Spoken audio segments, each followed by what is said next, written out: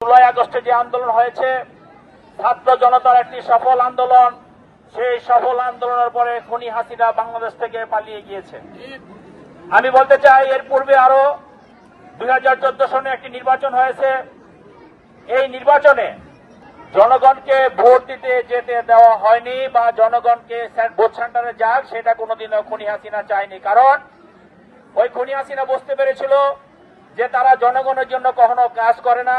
কাজে জনগণ যদি ভোট দিতে যায় তাহলে তারা ভোট পাবে না। আমরা দেশের মানুষের গণতান্ত্রিক অধিকার ফিরিয়ে দিতে চাই, আমরা মানুষের ভোটাধিকার ফিরিয়ে দিতে চাই। আমরা দুর্নীতিবাদ যে সরকারের পতন হয়েছে, এখনো যারা বাংলাদেশের মাটিতে আছে সেই দুর্নীতিবাজদের প্রেতাত্মারা তাদের বিচার বাংলাদেশের মাটিতে চাই। এবং তার জন্য কিন্তু এই যে বর্তমান যে অন্তর্বর্তীকালীন সরকার এসেছে, একটি সুন্দর সুষ্ঠু নির্বাচন দরকার। আমরা বারবারই নির্বাচনের কথা বলেছি। এই সরকার যখনই সংস্কারের কথা বলেছে, আজকে যে সংস্কারের কাগজটি আপনারা দেখছেন, এটা হলো 2023 সনে আমাদের পার্টির ভারপ্রাপ্ত চেয়ারম্যান জনাব তারেক রহমান দিয়েছেন। তিনি কেন দিয়েছেন?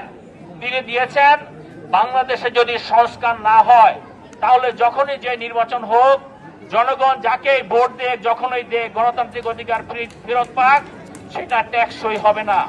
যদি আমরা গণতন্ত্রকে টেকসই করতে চাই, যদি বাংলাদেশকে আমরা একটি মানবিক বাংলাদেশ করতে চাই, তাহলে অবশ্যই বাংলাদেশের জাতীয় দল যে 31 দফা সংস্কার দিয়েছে সেই সংস্কারের কার্যকারিতা দরকার। যার কারণে আমরা এখন থেকে 2023 সন থেকে চেষ্টা করছি এই 31 দফা জনগণের হাতে হাতে পৌঁছে দেওয়ার জন্য।